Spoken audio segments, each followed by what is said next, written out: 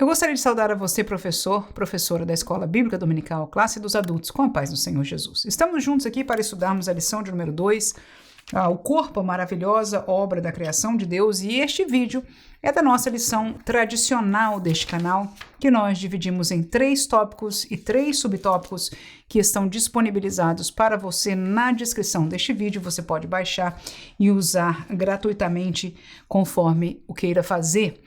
O cenário está um pouco diferente e a gente vai manter este cenário, né, para você que está acostumado com a aula tradicional deste canal. Geralmente a gente tinha um background diferente, né? Era verde, depois mudou para rosa e agora nós vamos estar usando este aqui, que é o do nosso estúdio.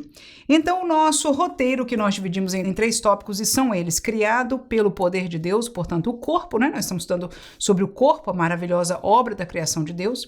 Então, o corpo é criado pelo poder de Deus, é o primeiro tópico. O segundo, ele foi e é criado para os propósitos de Deus. Em terceiro lugar, ele é criado para se relacionar com a família de Deus. Então, com estes 3 tópicos que nós usamos palavras um pouco diferentes daqui, o pastor nos dispõe aqui. No entanto, você vai ver claramente que o contexto e o ensino é uma mesma coisa. No entanto, didaticamente, a gente muda a maneira de apresentação, porque aprendemos a fazer assim e estamos a cada semana compartilhando com você desta maneira. Então, o primeiro tópico, o corpo criado pelo poder de Deus, nós vamos estudá-lo a partir de 3 subtópicos. Primeiro, Deus deu vida ao primeiro homem. O segundo, Deus deu vida a partir do barro e de espírito. Em terceiro, Deus dá vida a cada pessoa individual. Então, Gênesis 1, 26 e 27 vai ser o texto que nós vamos usar para Deus deu vida ao primeiro homem. Nós conhecemos este texto, conhecemos a narração bíblica, né?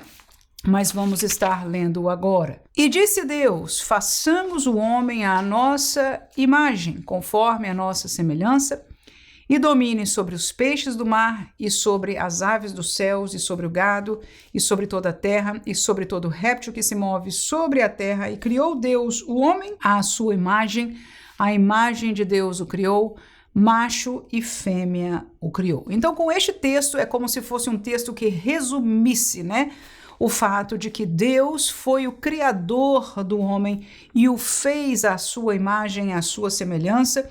No entanto, a narrativa de Gênesis depois vai detalhar como foi a criação do homem masculino, do barro, não é? E a criação da mulher. No entanto, a partir deste versículo aqui, nós ficamos no ponto central da nossa lição, que é crer, não era ter fé suficiente para saber que o primeiro homem não veio de uma evolução celular, não é?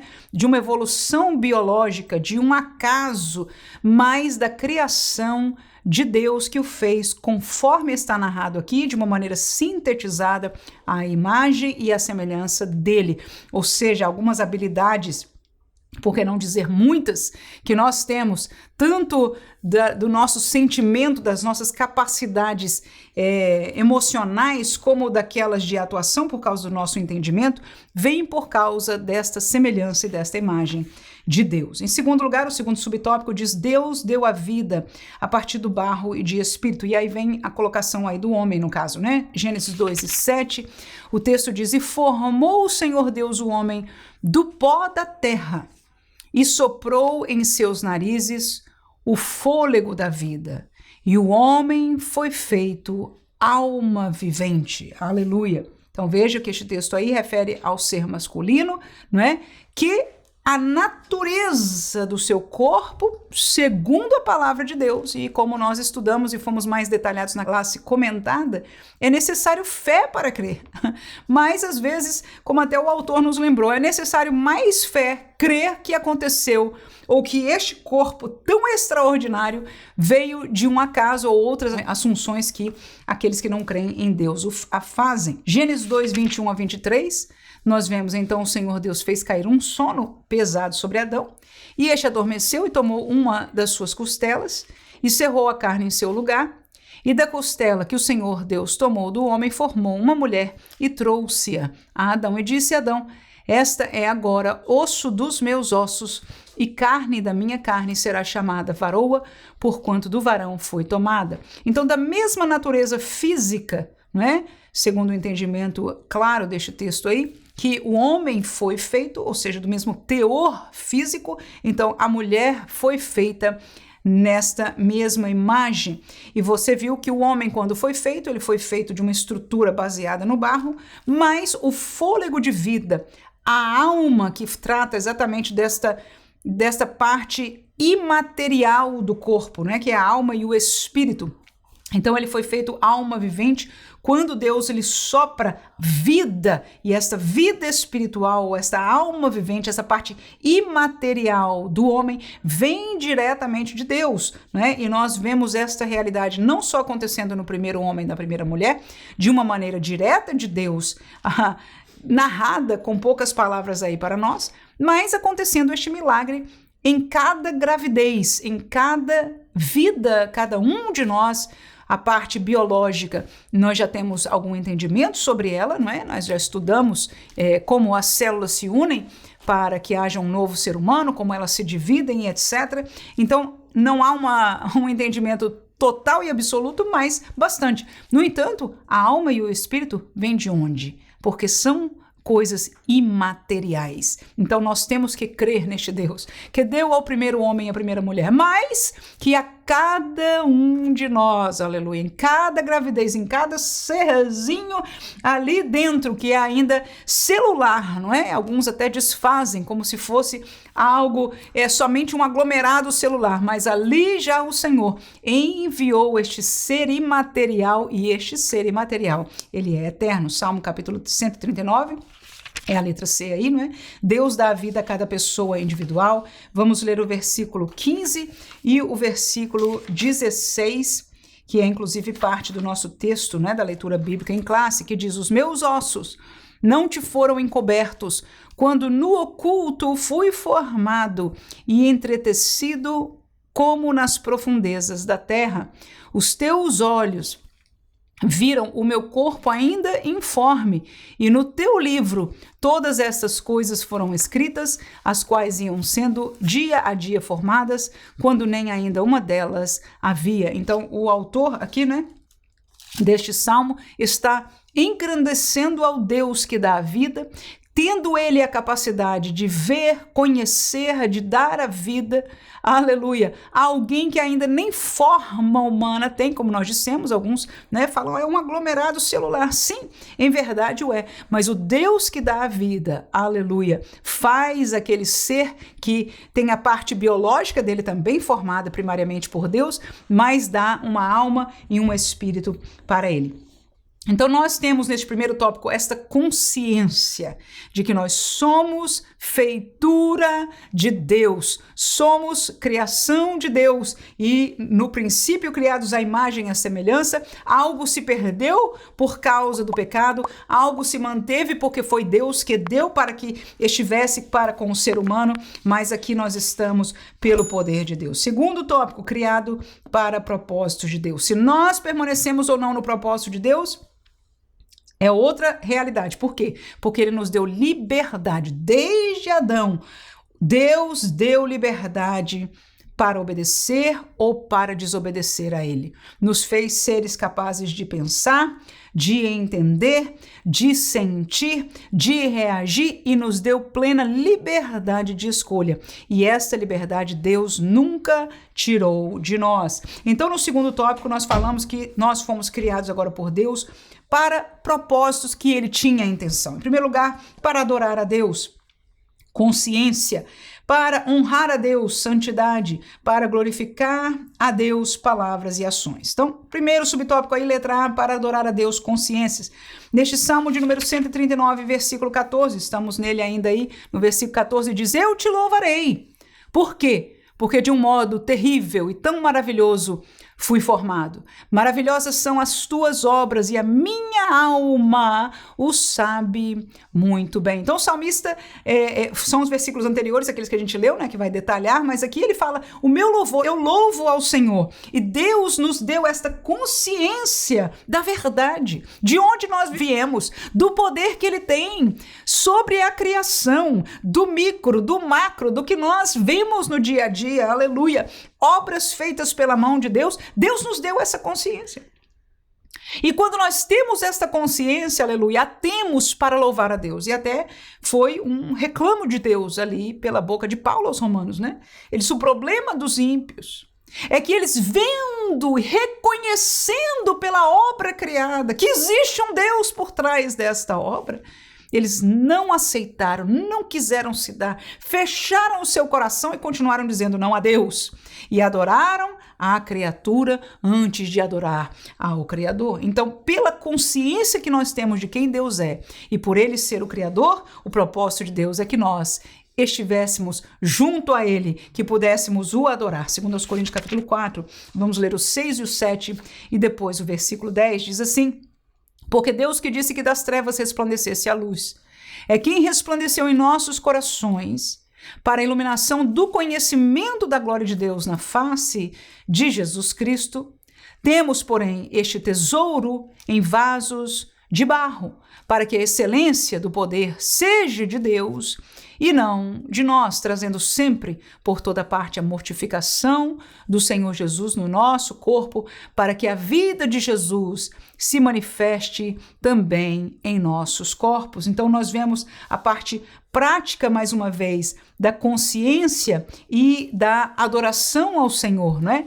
Nós que temos este tesouro, este conhecimento, aquilo que Deus nos deu neste vaso de barro, nós somos carne, nós somos de barro, nós somos perecíveis, mas o poder, nós temos a consciência, aleluia, de que não só a feitura, somos feitura de Deus, mas fomos feitura para o propósito deste contexto todo aí da salvação em Deus e da adoração ao Senhor que proveu esta salvação.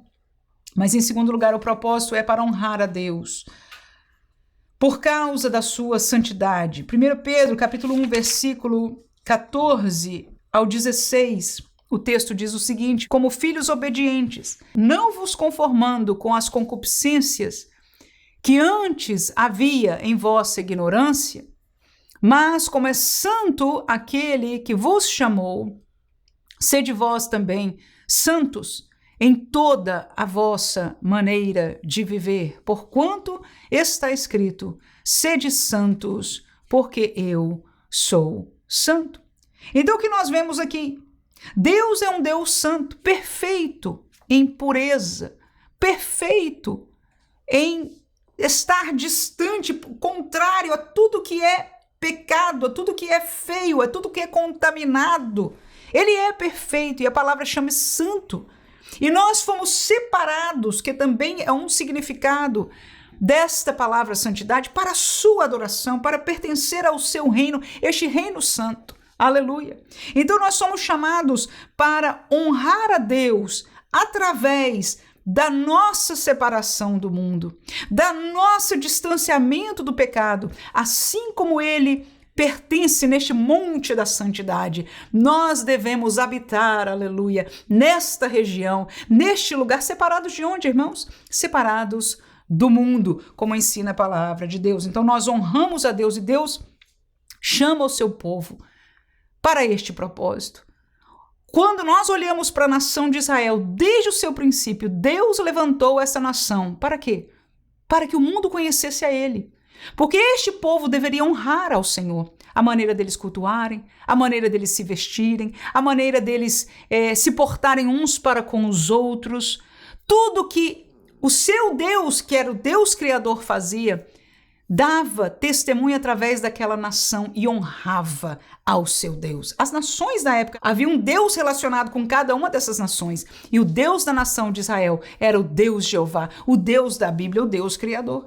E quando nós somos santos, e Deus deu para Israel o padrão de santidade, não só um tabernáculo, quando estava no deserto, todo rodeado de branco, né, as cortinas, aleluia, mas todo um sistema sacrificial que demonstrava a santidade deste Deus, porque ninguém impuro podia se acercar. Antes de entrar, antes de permitir uma adoração ser entregue a Deus, havia de passar pelo holocausto, pelo sacrifício para que o pecado fosse perdoado. Então a nossa santidade, viver obedecendo a lei de Deus, que foi o que ele deu, né, para Israel. Todas as nações tinham as suas leis, Israel tinha uma lei dada por Deus, era para honrar a Deus através dessa santidade. Em terceiro lugar, para glorificar a Deus, palavras e ações. Efésios capítulo 4, versículo 29.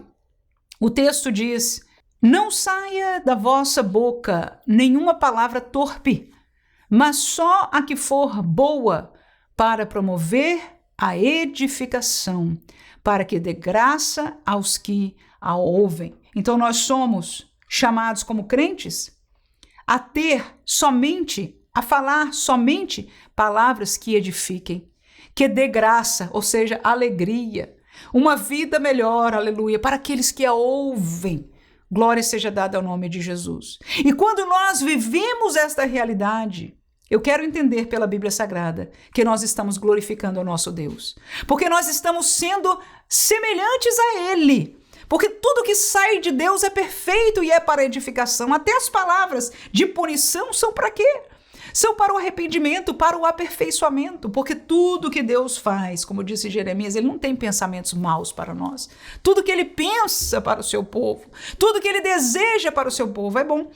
Então, quando nós também vigiamos nas nossas palavras, nas nossas ações, este é o propósito de Deus. Ele queria que Israel fosse um povo que andasse em perfeição, que os seus negócios fossem não com pesos diferentes, né? Aquele negócio da balança, né? Que antigamente era feito com aquele pezinho, né? Na feira lá. Ele sempre dizia, pesos enganosos, não se pode. Ou seja, toda a injustiça que existe no mundo não era para ser nomeada em Israel. Infelizmente, aquele povo, muitos deles, pecaram, foram atrás de outros deuses, fizeram injustiça e muitas vezes foram punidos por Deus por causa disso.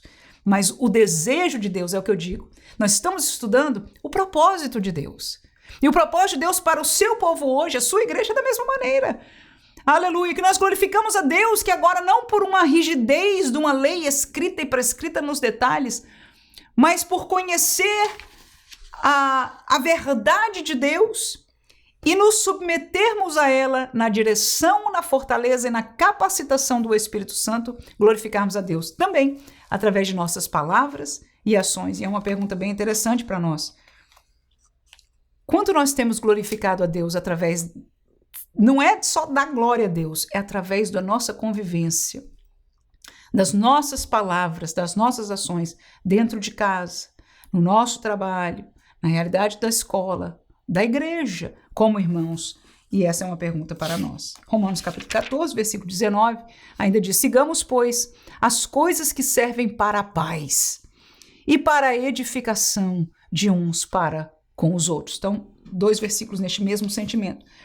Criados para os propósitos que Deus tinha para nós, para adorar a Ele, porque já temos consciência de quem Ele é, para honrar a Ele por causa de sua santidade, para glorificar a Deus através de nossas palavras e ações.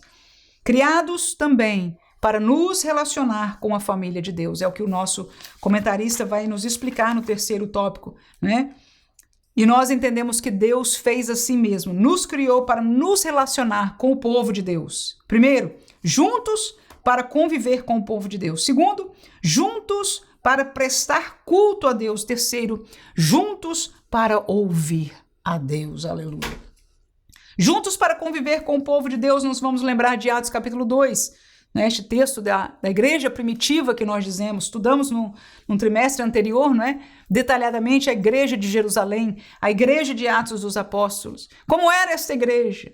Ela com certeza era o ápice do desejo de Jesus Cristo, de Deus Pai. Uma igreja que refletia o projeto maior. Se Israel, o antigo pacto, já era vítima de uma glória que você se lembra que Moisés, quando desceu com a glória do antigo pacto, o povo não podia vê-lo, ele teve que colocar o véu. Quanto maior glória, aleluia, é a revelação final, maior, excelsa do Novo Testamento em Cristo Jesus que nós vivemos.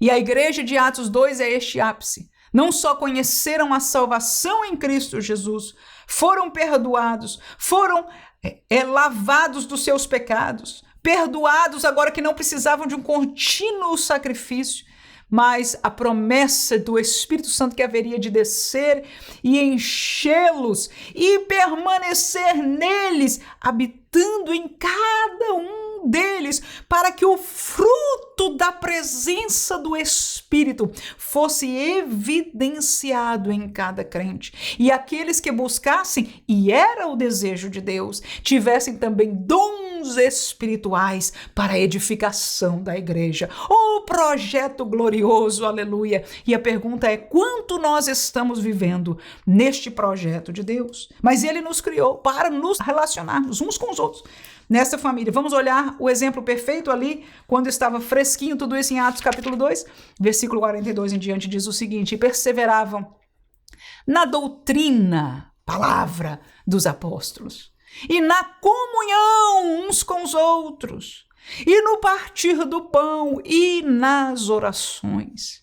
E em cada alma havia temor, e muitas maravilhas e sinais se faziam pelos apóstolos. Todos os que criam estavam juntos e tinham tudo em comum. Vendiam suas propriedades e fazendas e repartiam com todos, segundo cada um tinha necessidade. E perseverando unânimes em um só sentimento, em um só coração, em um só desejo, em uma só prioridade, todos os dias no templo, na igreja, e partindo o pão em casa, aleluia, comiam juntos. Como? Se brigando, falando mal um do outro por trás? Não. Com alegria e simplicidade, singeleza de coração. E a pergunta é: como é que nós estamos convivendo com o povo de Deus? Eu confesso para você que não é fácil. Eu confesso para você que chegou um tempo na minha vida que eu disse para o meu Senhor, eu disse: Senhor, eu amo te servir, toda a minha vida foi minha prioridade, eu nunca tive desejos de carreira. Tu me destes algumas oportunidades na vida e eu participei delas, mas em toda a minha vida, meu prazer e minha prioridade foi servir ao meu Senhor. Mas sabe, Deus, estou cansada disso aí. Então, Senhor, olha, eu quero fazer qualquer coisa menos lidar com gente. Eu escrevo, eu gravo curso, eu faço o que for aqui. Na época eu trabalhava na área da mídia e eu sirvo na igreja local, tanta coisa que eu já tenho feito e faço, Senhor, mas eu quero trabalhar todos os dias da minha vida para o Senhor. Mas eu não quero mais mexer com gente. Naquela hora eu escutei uma voz bem calada, aquela que, aleluia, o Espírito Santo, só Ele sabe falar, aleluia. E a voz no meu coração me falou prontamente: então tu não podes fazer a minha obra. E aí eu acordei e comecei a pensar: mas como assim? Como pode ser? Aí agora, entre o meu pensamento, como pode ser? E o sentimento espiritual foi: porque tudo que eu vim fazer foi por causa das pessoas. Aleluia. E eu comecei a lembrar-me da palavra de Deus. É verdade, Ele deixou os céus por causa das pessoas. Ele viveu, Ele ensinou, Ele fez milagres por causa das pessoas. Ele foi ao Calvário por causa das pessoas. Ele enviou o Espírito Santo por causa das pessoas. Ele enviou os ministros, os obreiros, os 5 ministérios da igreja por causa das pessoas. Ele enviou os dons espirituais por causa das pessoas. E Ele está me capacitando por causa das pessoas. Ele está usando a você por causa das pessoas. Tudo na obra de Deus é por causa das pessoas. O resto Ele não precisa. O resto, se Ele quiser, Ele faz tudo na mesma hora. Tudo que Deus se moveu foi por causa das pessoas. E naquela hora, então, eu disse: Senhor, acabou comigo. Aleluia. Então dá-me o coração como teu. Senhor, ajuda-me tão somente. Ajuda-me a amar, ajuda-me a seguir adiante. Talvez você seja alguém que esteja vivendo um tempo como eu vivi naquela época, que estava muito difícil, muito apertado. Aleluia. Mas que Deus nos dê, em nome de Jesus, consciência que nós fomos criados, o nosso chamado maior é para conviver e glorificar a Deus através da nossa convivência com o seu povo, juntos na doutrina, juntos na oração. Deus já sabia que nós teríamos a nossa dificuldade, porque isso é ser humano. Nós estamos ainda neste corpo do pecado, aleluia. Nós ainda nos maltratamos uns aos outros. Você veja o apóstolo Paulo, que dizendo para uma igreja, ele falou, enquanto eu sinto que quanto mais eu estou amando a vocês, menos eu me sinto amado. Você imagina como pode ser? Aleluia. No entanto, glória seja dada ao nome de Jesus. E ele continuou fiel até o fim, dando a sua vida por aqueles a quem Jesus deu a vida por eles, e este é o nosso chamado também. 1 Coríntios capítulo 12, versículo 12, e depois saltaremos para o 26 e o 27, que diz o seguinte: porque assim como o corpo é um e tem muitos membros, e todos os membros, sendo muitos, são um só corpo, assim é Cristo também. Versículo 26 e 27 diz: de maneira que se um membro padece, todos os membros padecem com ele, e se um membro é honrado, todos os membros se regozijam com ele. Ora, vós sois o corpo de Cristo, e seus membros em particular. Então nós vemos aí este mistério, né, do corpo de Cristo, a igreja do Senhor Jesus Cristo. Então nós somos todos parte deste corpo, e é um mistério de Deus, é um mistério de Deus. Ninguém pode ser cortado fora, ninguém deve ser machucado porque está machucando ao seu próprio corpo. Então acontece coisas como essa, sim, mas a palavra nos ajuda, como disse o autor aqui muito bem, são princípios, são alegorias, são comparações como essa que Deus deu pelo Espírito Santo através de Paulo, né? A pena de Paulo escrevendo. Aleluia. Mas para nós entendermos estes mistérios de Deus. Agora, o que é que nós fazemos com o mistério?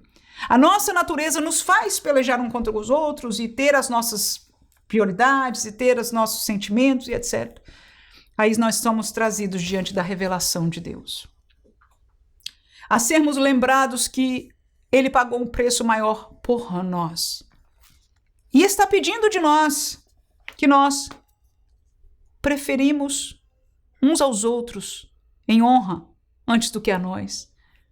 E coisas como essa nos ensinando no dia a dia como conviver, aleluia, como amar aos irmãos, a enchermos-nos do Espírito Santo, a nos alimentarmos com essa palavra para que o fruto, que é longanimidade, amor, benignidade, possa vir. Irmãos, quando nós estamos arraigados em Cristo, quando nós nos alimentamos da palavra de Deus, escute, por favor, sabe por que a gente está com pouca paciência? Porque a gente se alimenta pouco da palavra de Deus e a gente ora muito pouco.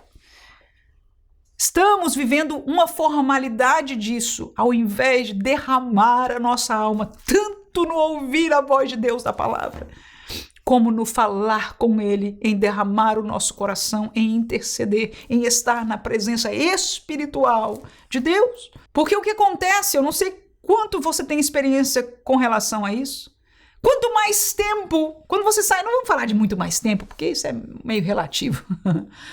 Glória a Jesus. Mas quando você passa, não estou falando de uma oração de 1 minuto, estou falando de uma oração de 10, 15, 20 minutos. Talvez você foi forçado a ficar nessa oração. Você veio para um culto e ficou lá em aquela oração e de repente você realmente se quebrantou e você começou a orar, interceder, mesmo que foi porque você tinha uma necessidade tão grande que você se deu àquela oração. O que aconteceu quando você acabou aquela oração?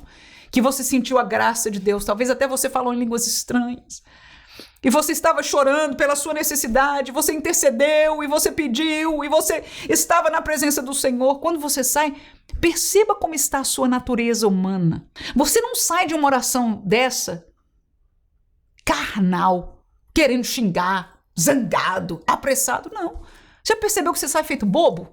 Você está assim meio que nas nuvens. Aleluia. Isto é aquele tempo. Alguém que ora sem cessar não está clamando o tempo todo, não. Tem o seu tempo durante o dia. Aleluia. Durante a semana que ele toma mais tempo com o Senhor. Mas ele está em contato com Deus. Ele se alimentou da palavra de manhã. Ele está cantando hinos e a sua alma, aleluia, está naquele nível espiritual da oração. Só que não numa oração como aquela. Não é o que ele está fazendo naquele momento intercedendo. Mas quando nós vivemos mais esta realidade, a gente fica, entre aspas, bobo o dia inteiro. Bem-aventurados, essa é a versão da irmã Manuela, os crentes bobos, aleluia. Oh, bem-aventurados crentes bobos, Jesus usa outras palavras lá no Sermão da Montanha. Bem-aventurados. Por quê? Porque quanto mais nós nos alimentamos das coisas espirituais, menos nós vamos dar a vazão à carnalidade, porque a carnal luta contra o espiritual e a Bíblia é pura. Aleluia. Então, se nós nos alimentarmos do espiritual, o que é do espírito vai brotar naturalmente. Tem crente atrás de livro de ajuda. Esse não é livro de ajuda, não, mas está lá como fazer, como perdoar, como falar, como e passar por cima disso, e como calma, como tudo. Quando só o que nós precisamos é gastar mais tempo na presença do nosso Deus, que fala por esta palavra e que fala a nossa alma quando nós estamos em oração, aleluia, para com Ele. O fruto vai sair, vai brotar, vai encher naturalmente. Aleluia. Glória a Jesus. Criados para nos relacionar com a família de Deus, juntos para conviver com o povo de Deus, já passamos. Segundo, juntos para prestar cultos a Deus. 1 Coríntios 14, 26. Que fareis, irmãos, quando vos ajuntais? Cada um de vós tem salmo, tem doutrina, tem revelação, tem língua, tem interpretação. Faça-se tudo para edificação. Pronto. Deus nos deu dons diferentes para a gente se ajuntar. Quando vocês se ajuntam, diz o texto, cada um de vós tem uma coisa. Um tem salmo, um tem doutrina, um tem revelação, um tem língua, um tem interpretação. Sejam usados por Deus na igreja, é o que Paulo está dizendo aí. Mas que seja tudo para edificação. Amém, irmãos? Glória a Deus. Atos capítulo 8, versículo 27. Levantou-se e foi. E eis que um homem etíope, eunuco, mordomo-mor de Candace, rainha dos etíopes, o qual era superintendente de todos os seus tesouros, e tinha ido a Jerusalém para adoração. O que aquele homem foi fazer lá em Jerusalém, irmãos? O que aquele homem de outra nação foi fazer em Jerusalém, irmãos? Foi adorar. Quem estava em Jerusalém, irmãos? O povo de Deus, o templo de Deus. Para onde aquele homem foi? Para o templo, irmãos, para adorar. Onde se adorava a Deus? No templo. No templo. No templo. Quem estava no templo? Estava vazio? Não, o povo de Deus estava lá. E nós fomos criados. Até este homem tinha sede. Tal era a sua sede, que ele foi baixar lá em Jerusalém. E Deus que conhecia a sua sede, ele voltou ainda sedento, lendo o texto de Isaías. Voltou lendo a Bíblia sem entender. Aí Deus levanta milagrosamente, fala, corre Felipe, vai para lá, que tem uma alma precisando. Aleluia, o texto depois você pode ler o resto, é maravilhoso. 1 Reis capítulo 8, versículo 54.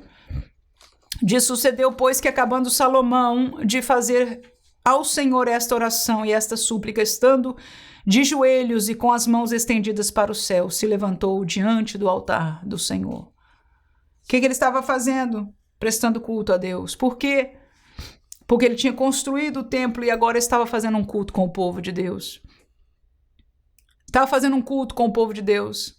Estava entregando ao Senhor a casa do Senhor, aonde ele haveria de ser adorado. Por quê?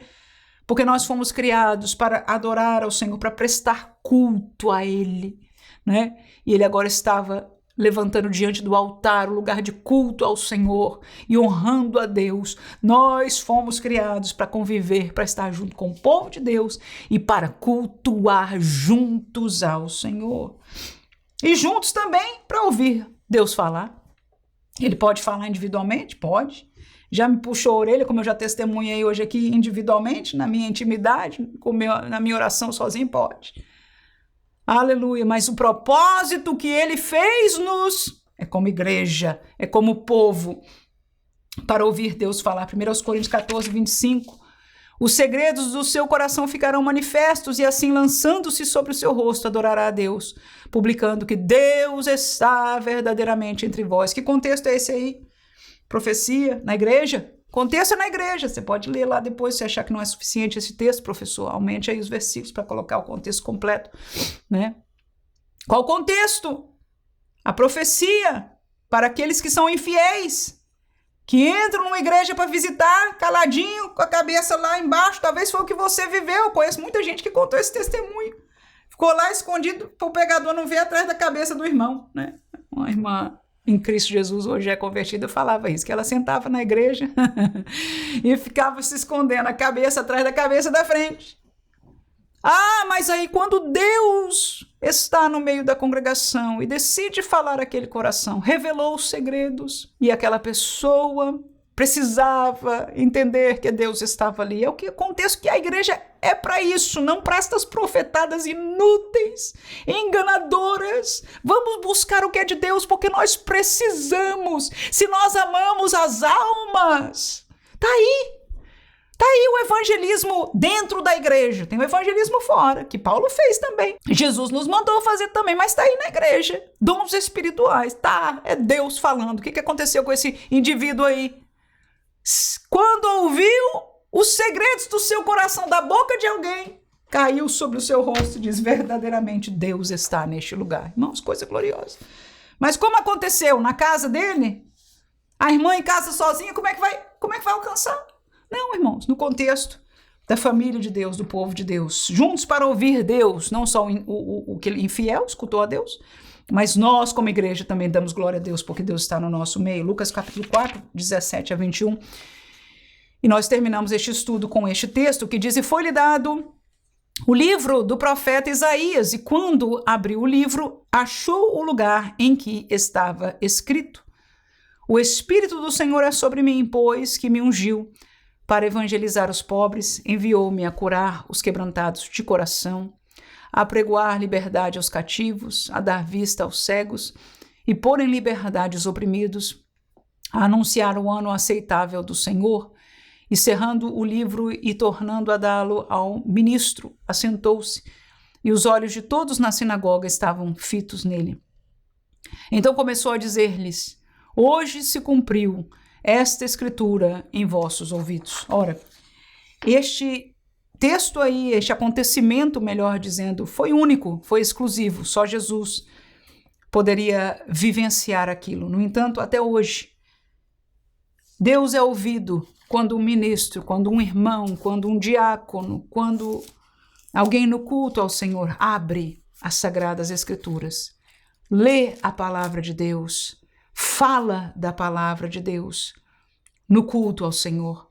Deus fala com o seu povo e nós nos juntamos para ouvir Deus falar. Quantas vezes os pastores diziam: irmãos, vamos para a melhor parte do culto, a pregação. Que Deus nos guarde, que a pregação da palavra ainda seja a melhor parte do culto. Não só no sentido de que aquele que está compartilhando deste pão espiritual seja usado por Deus e pregue e ensine a palavra, para que o povo não saia faminto da voz de Deus, ou iludido, ou anestesiado por outras vozes, mas que nós também, como povo, porque nós podemos ser usados por Deus, mas também, em parte, somos povos. Somos povo na igreja, somos um rebanho de Deus. Que nós possamos querer ouvir a Deus pela palavra. E não somente a adoração, o social, e na hora da palavra, que acabe logo. Que Deus nos guarde a dar corações desejosos para ouvir a voz de Deus, porque para isso é que o Senhor nos criou. Ele criou o corpo para entender, não é, que a criação, o poder foi dele, primeiro tópico que nós estudamos. Segundo, que ele tinha os seus propósitos. E em terceiro lugar, parte grandioso deste propósito está dentro do contexto da família de Deus, não sozinho. Claro que o pastor que nos deixou aqui o comentário falou de determinados detalhes, não é? Contrário aos desigrejados, a questão da tecnologia, mas tudo, quando nós caminhamos nesta dimensão aqui, todo o resto vai ficar de fora, naturalmente, porque estaremos dentro do propósito de Deus. Que Deus use você, querido professor, neste domingo, Em nome de Jesus. Amém.